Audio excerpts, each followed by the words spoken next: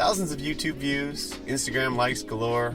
Thanks to his homemade video series, Ben Gravy is a bit of a viral sensation in the surfing world.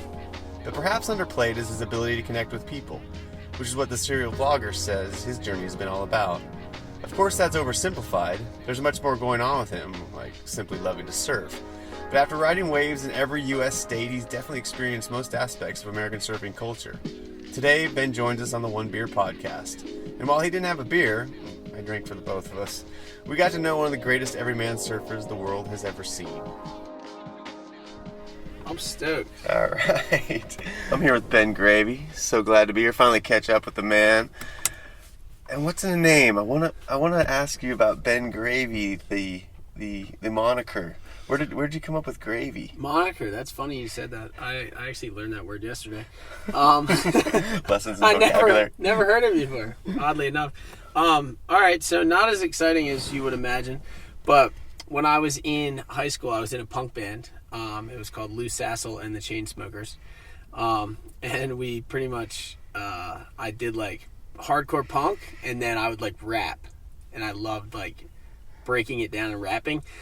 And my guitarist used to always go, chicka chicka bang gravy, like Slim Shady. But my last name is Grave, but he would just do gravy because it flowed with what he was saying. And it stuck from there, probably when I was about 15, all the way through. And I always hated it. And then one day, it's like any good nickname, you hate it. You know what I mean? And then one day I just embraced it, and that's what it was. And when Instagram came out, I was like, well, I'm not going to make it Ben Grave. It's so boring. You know what I mean? So I'll just make it Ben Gravy. And then all of this happened. So now I'm Ben Gravy. That's actually a pretty good story. Okay. Cool. That's not bad. That's really it's funny. Yeah, that's good, man. I've told it so many times that it doesn't feel that good, I guess. I guess who could like, I mean, who could say that they came up with their name from a rock band? Not many people, you know. Yeah. So out here on the North Shore, you've been here a couple times, right? Yeah, definitely. How was the Surfer Pole experience for you? This is your first nomination. Seemed like a pretty rad deal for you. Yeah, Surfer Pole was amazing. Like I really put no expectations on it going in. I thought there was a slim chance that I could win. And we went into it. I was pretty nervous, but like the whole thing, how they did it, like they make it a big deal. Like when you go there, it feels like a big deal, and it was really cool. It's honestly a total honor to even be a part of it, and I'm just really stoked that Surfer Magazine has like shown respect to the vlog. You know what I mean? Because for a little bit of time, a lot of the magazines were kind of, you know, like a little bit like, what is going on like with these standoffish vlogs? You know what I mean? So it's cool. They added the Battle of the Vlogs division, and Jamie won, and honestly, he deserves it. He's been nominated 10 years in a row for a web series, and he's never won. So he, I think it's pretty cool for him. Like when they actually brought it to fan voting, he got a Surfer Pole. He finally got his Surfer Pole award. So I'm stoked for him. He gave me a really awesome shout out in his speech, which is a total honor, and it was a good experience, dude. It was cool. Well, on the subject of vlogs, I guess it's like your journey has been so kind of different from other pro surfers, you know? I mean, and I think a lot of people can really relate with it, and that's why you just have so many, you know, followers on YouTube and Instagram and that sort of thing. But why? You know, can you talk about your journey a little bit, and how has it been kind of a crazy? It seems like it's been from the outside. It's like this has been a crazy road. It's been a crazy experience. My life. You know, there's so many ways that I look at it, and kind of my life is actually, it makes me believe in a few different things, and one of them is fate, and like stuff was meant to be. You know what I mean? But so I started out classic pro surfer, aspiring pro surfer. You know, I did ESA, NSSA. I competed in Easterns Nationals. I started doing junior pros in the QS. You know, I did the QS for like 3 years. And then when I was 19, my sponsor, the company went out of business. It was called Alliance Clothing. I don't know if you remember that. But so I had already enrolled in film school because film has always been a passion of mine. I got my first video camera when I was like 7. I've been making movies ever since. And my whole life I wanted to be a director, but I've also had this, like absolute love for surfing as well. And it's funny because 10 years ago, you couldn't actually be a director and a surfer barely, like not everybody could, but now with YouTube you can. So I enrolled in college and I kind of just fell off of surfing. I stopped doing contests altogether. And for a couple of years, I really veered away from surfing. I pretty much quit, you know what I mean? And through college, I started just like raging pretty hard. And then after school, I started working in the film industry. I was actually like a professional editor. That's what I did to make my money. And I was just like hardcore every night of the week, getting drunk as hell, just hardcore drinker. So pretty much, to make a long story super short, when I decided to quit drinking, I started my vlog, and I knew I needed a life change. Like my habits had gotten so bad that I needed to change my life. So I started the vlog to occupy my time, and I didn't even expect it to be a surf vlog. I was like, dude, I'm never being anything in surfing. I'm just going to vlog about my life. And the surfing just came with it, because surfing is one of the things I did therapeutically to keep me sober as well. So I started surfing every day and vlogging every day to keep me sober. And naturally, because I've been doing novelty waves since I was, one of the first novelty waves I ever found was my wave El Slamo. I've been doing that since I was like 10 years old, always trying to find like super weird and just like interesting different ways. It always intrigued me. But I started filming novelty waves in the vlog, and those were the videos. Like I'd be getting like 1,000 views on my just daily life, and I would go film a novelty wave and it'd get like 10,000 views. And I was like, whoa, like this is what people want to see. So I started chasing the novelty waves, and along with that came the 50 states, because I just started. And I want to get to that 50 states thing too, but yeah, keep going. Yeah, and I realized that that's what people wanted to see, and then it's been almost 4 years since I started vlogging, and I don't know how, but I have a full resurgence, and I have a surfing career somehow, and bada bing, bada bang. It's cool though. It's sick. Like YouTube changed my life. This vlog changed my life. And I always say that I ride for Wave Bandit, which is part of Cat Surf, and I say that I'm probably the first pro surfer to ever sign their first contract at 30 years old. So, yeah, I did a roundabout. Yeah, I mean, but I think that makes it more relatable. I think people can I understand what this guy does and what he knows and what he's out there for, because not everybody's getting amazing surf every day. They're trying to scratch and claw to get a couple waves. And I mean, I imagine just because of all the ways you post, you have a really good handle on kind of analytics and what people are watching, and why have you been able to kind of pinpoint or heard people tell you why these kind of strange waves appeal to people? Is it what I just kind of talked about, or is there something else you can kind of stick your finger on and I want to watch that? That's right. Well, I think for me personally, what I really enjoy watching is I love Jamie's vlog, and I love especially when he does novelty waves, and I love watching Mason Ho surf as well. I've always watched him, and it's we're finding waves that you might never actually surf if you didn't watch somebody surf it, but it's the most intriguing thing, because the wave looks so fun and it's so inviting, but you might never even look at it if you didn't take the extra step to go out there and do it. And it's really hard to explain, but there's just something about you shouldn't be surfing here, but you are, and you're scoring waves. You know what I mean? It doesn't make sense. Some weird refraction wave gets everybody psyched, It's crazy. Because it's cool. Yeah. It's just I don't really try to read into it that much. It's just whatever makes me be wow, okay, that's sick. Then I'll do it. You know what I mean?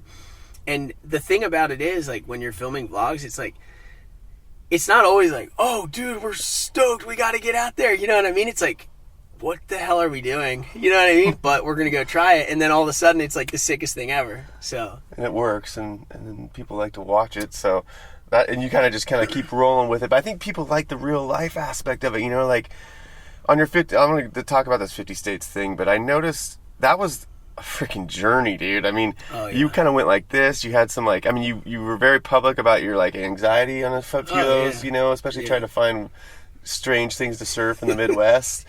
I mean, was that more than you thought it would be when you took it on? You're like, I'm going to do 50 states. And I was like, whoa, 50 states. Like, talk about that a little bit, like how much of an up and down that was. Well, I came into it thinking, like, so I did a New England tour and like a vlog tour, and I just went up and I surfed every state from Jersey all the way up to New England, or like through New England to Maine. And then I went and surfed a river in Vermont. And I was like, oh yeah, I surfed in 14 states. I just said it on my vlog, and people were like, oh dude, you should just surf every state. You know what I mean? It started out as like a comment, like a joke. And I was like, oh yeah, I'm going to do that actually. That's sick. Good idea. And I took it on like, well, I already have 14 down. Like, how hard could it be? You know what I mean? Like, I know how to river surf. This is easy peasy. But, oh my God, you would never... I never anticipated what that was going to entail. Like, the miles that I drove, the hours spent, the money spent traveling, like traveling to South Dakota to catch an ankle-high river wave. You know what I mean? And then Missouri, when I had the full breakdown, because I almost drowned in the middle of Missouri, 14 hours from my house. I don't know anybody. It's 110 degrees out. I got stung by like 80 mosquitoes. I had all these welts on me. And I get sucked over in the river, and it's trying to pull me under, and I almost drown, and I just had a full mental breakdown. Like, what am I doing right now? What am I doing? I'm in Missouri trying to surf. Like, this is insane. But people absolutely loved that video, because I don't know, and I don't have a problem with sharing, like, my reality, how good or bad it is, you know? I think... people love warts. I think they can relate to warts, you know, like the blemishes. Yeah. Everybody's got them, you know. Well, I think it's important, and I think that it's important to show like real life, you know what I mean? Mm-hmm. And like I don't have a problem with showing any aspect of my life. Because I appreciate that from other people too. You know, when people are honest.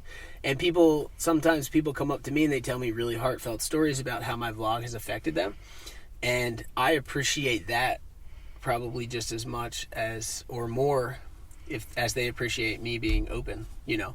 Because, like, it's hard to come up to someone that you don't know and open your heart to them, and you know what I mean? How good did it feel to get, like, you know, get that finished after that journey? I mean, that had to just be like, you were in Alaska, finish it up in Alaska, just like, oh. Yeah. So, like, for me, like, I never really did anything like that before. Like, I never worked that hard for anything. And when I finished it, it taught me so much, because it wasn't, I learned that, you know, like, achievements aren't clean. They're not perfect. They're not what you thought they were going to be. It's never going to be that epic journey that everyone else sees. You know what I mean? That you could paint it to be. When I finally finished it in Alaska, it was like the biggest relief ever, because that was looming over my head for 3 years. You know what I mean? And when I first started it, you know, I had no money. I had no sponsors. I was making a little bit of money off my YouTube channel, and I was just full commitment, but like I didn't know how I was going to finish it. But it like everything happened how it was supposed to, I feel like, and everything came to me when it needed to. And by the end, you know, I was blessed enough to, these guys, this documentary crew, actually flew me to Alaska for me to finish my 50th state, which is really cool. You know what I mean? Well, do you think maybe we should talk about this documentary? I know you're doing it with out of a shop in Vermont with Russ. So you guys, yeah. So can we talk about that a little bit? We can talk a little, yeah. Yeah, looking forward. There's not much. I mean, there's going to be coming out in 2020. We're hoping. But yeah, these guys. I met the guys from Wind and Wave Surf Shop, like in Vermont when I started my river tour, or my 50 states thing, And they have been supporting me for like 3 years. And the owner, Russ, he wants to try to get into making a documentary. So he really believes in my story. And they found a production company, and they it's called Auxiliary Channel, and they're charging it. So Sick. it's been cool. Yeah, we've been filming for actually a year now. So I don't know when the release date is. I think they're aiming for Sundance. I don't know. Well, you're a worthy subject, I'd say, after everything you've gone through. I mean, one more thought on that 50 states thing. You got to tell me, best non-ocean wave you surfed on the whole journey. I got two. I have to break it down into two. So, most surprising. Oh, they're both really surprising. Okay, best river I surfed was in Montana. Yellowstone. It was actually, that was too full. Okay. The wave at Yellowstone was the river was too high. So I met this guy. His name's KB, and I can't remember his company's called Strongwater. Yeah. So he took me to a secret wave. And he literally didn't pin it or anything. He made me follow him. And we're in Montana in the mountains, you know what I mean? And I was just tripping out. We literally parked in a cow field. And I was like, dude, is this legal? And he's like, oh well, I don't even know who owns it. And then we walked a mile into the woods and show up, and huge wide river in Montana, just flowing heavy, the most terrifying thing you've ever seen. And there's this little white cap out the back, and I couldn't even tell what was going on. But KB jumped in, floats down the river, hits the white cap, he gets up, and it's a 3-foot wave, and it's just this right, and you can just rip it to eternity. So I had a couple waves that were 2 minutes long, and I did just 40 turns, reverses. I remember that shot. It's insane. It was crazy. So good.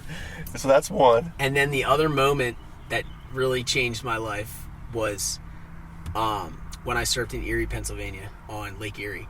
So I was born in Pennsylvania, and I moved to New Jersey a little later in life. So Pennsylvania's special to me, obviously. I grew up there as a kid. But it's landlocked. It's as landlocked as it gets, Steelers fan or Browns fan? Nothing. To be honest. That's all right. That's right. All my friends watch sports. I have no idea what's going on. I'm a surf fan, dude. Hey, that's better, I'd say. So go ahead. Sorry, I didn't mean to cut you off. Oh, you're good. Totally good. So yeah, I went at the top of the Keystone in Pennsylvania. Lake Erie is right on that little keystone up there.